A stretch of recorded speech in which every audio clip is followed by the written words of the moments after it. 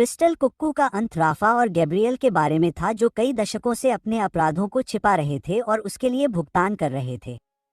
Yes शहर अचानक से गायब होने वाले लोगों का पर्याय बन गया था, लेकिन कोई भी, यहाँ तक कि पुलिस भी, यह पता नहीं लगा पाई कि इन अपहरणों के पीछे कौन था।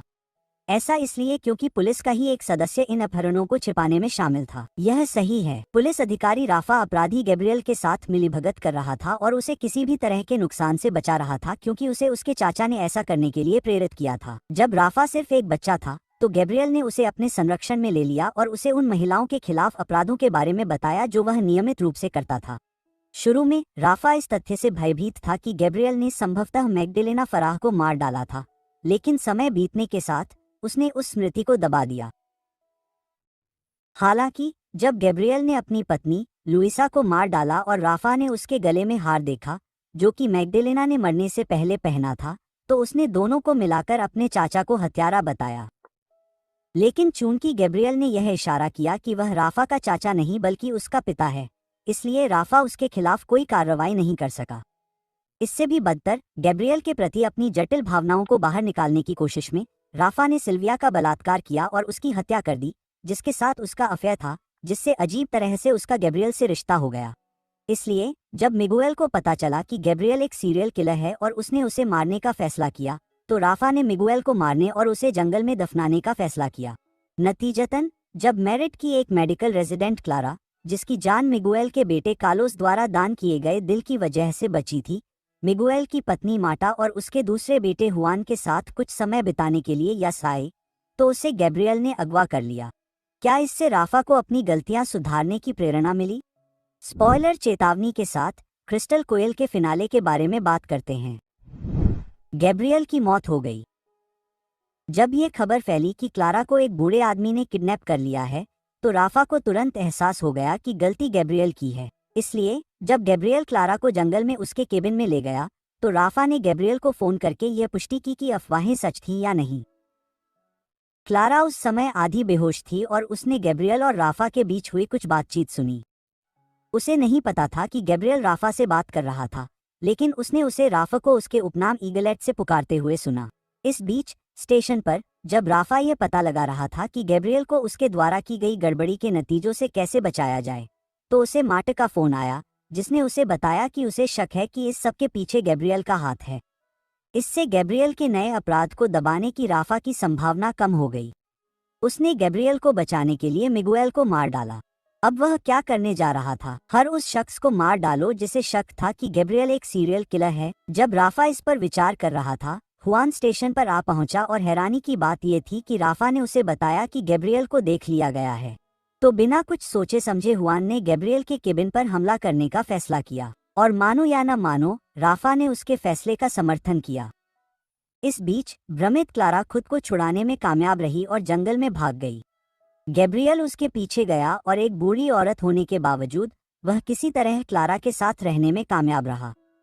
हाँ, क्लारा घायल और परेशान थी, लेकिन फिर भी यह देखना चौंकाने वाला था कि कैसे शुद्ध बुराई मानव शरीर को उसकी प्राकृतिक सीमाओं से परे ले जा सकती है। गैब्रियल ने न केवल क्लारा को पकड़ लिया, बल्कि वह उसे मारने भी वाला था।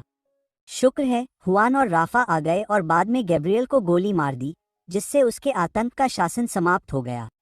जबकि हुआन क्लारा के साथ रहा, राफा गैब्रियल के केबिन में गया और वह फोन ले आया जिससे वह राफा से बात करता था।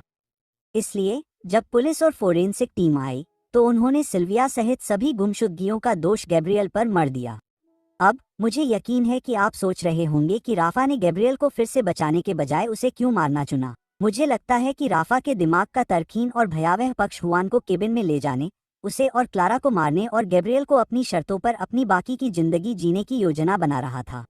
लेकिन राफा के दिमाग के तार्किक पक्ष ने उसे बताया कि चूंकि बहुत से लोग न केवल जानते थे कि गैब्रियल यस में था, बल्कि यह भी संदेह था कि उसने क्लारा का अपहरण किया था, इसलिए इसे छिपाना असंभव था। इसके अलावा मुझे लगता है कि उसे लगा कि गैब्रियल के कारण यस को बहुत लंबे समय तक परेशानी उठानी पड़ी और शहर को उसके चाचा के काले साए से मुक्त करने की जरूरत थी।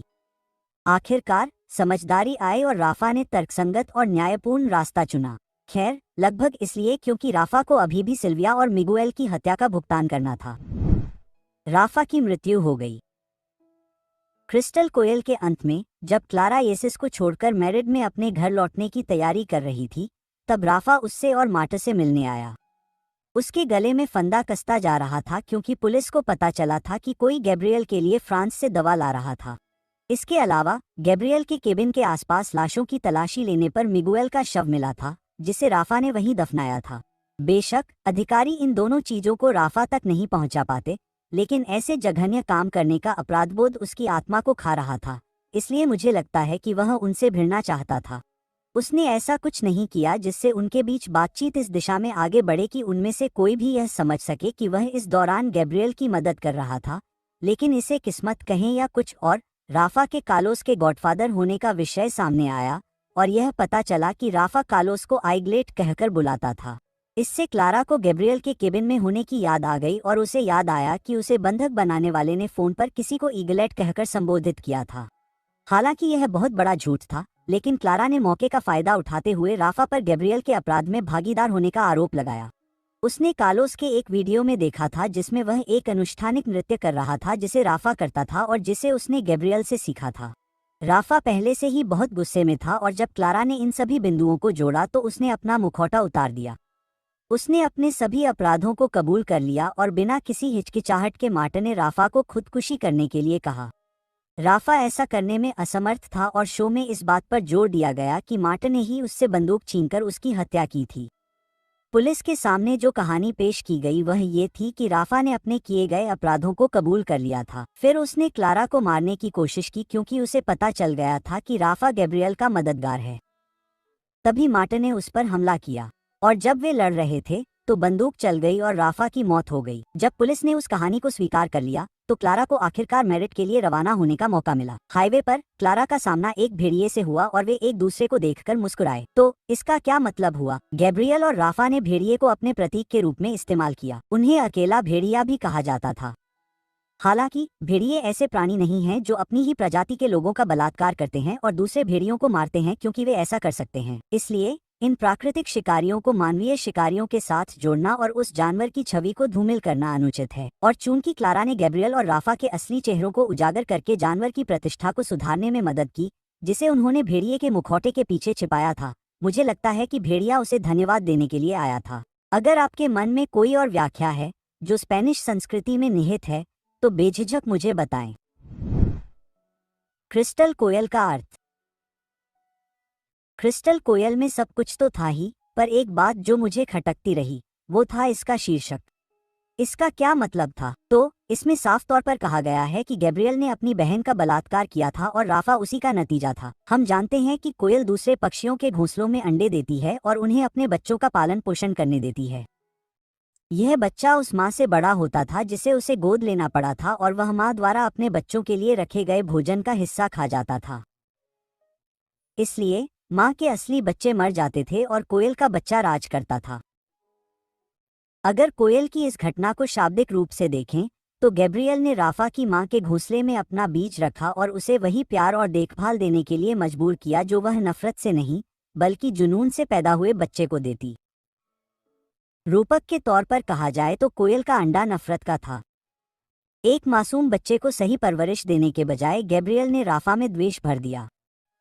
राफा ने क्या किया? क्या उसने अपने अंदर के शैतान को बाहर निकाल दिया? नहीं, उसने उन्हें अपने गॉडसन कार्लोस को दे दिया।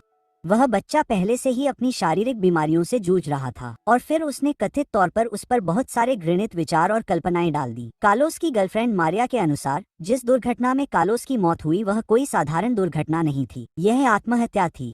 अगर कार्लोस जीवित होता तो संभव है कि वह गैब्रियल और राफा की शिक्षाओं को अगली पीढ़ी तक पहुंचाता।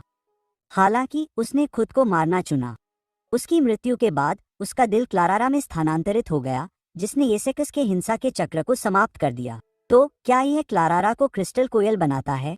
क्योंकि हालांकि उसके सीने में एक जहरीले व्यक्ति का दिल और आत्मा थी, लेकिन वह उसे कुछ सकारात्मक में बदलने में कामयाब रही। राफ और गैब्रियल के चले जाने के बाद शायद ये शहर की महिलाओं को आजाद कर देगा और पुरुषों को खुद को जवाबदेह ठहराना सिखाएगा। अगर यह शो के शीर्षक की एक उलझी हुई व्याख्या की तरह लगता है तो इसके लिए निर्माताओं को दोष दे क्योंकि उन्होंने इस विषय पर कोई प्रकाश नहीं डाला। मेरा मतलब है यह अच्छा लग रहा है, लेकिन सिर्फ इसलिए कि कुछ अच्छा लग रहा है, इसका मतलब यह नहीं है कि इसमें कुछ दम है। इसलिए हाँ, शायद मैं क्रिस्टल कोयल के कोड को क्रैक करने में कामयाब हो गया हूँ, या शायद मैं कुछ भी क्रैक नहीं कर पाया हूँ, क्योंकि खैर यहाँ क्रैक करने के लिए कुछ भी नहीं है। इस वीडियो को देखने के लिए धन्यवाद और नीचे टिप्पणी अनुभाग में वीडियो के बारे में अपनी राय साझा करें।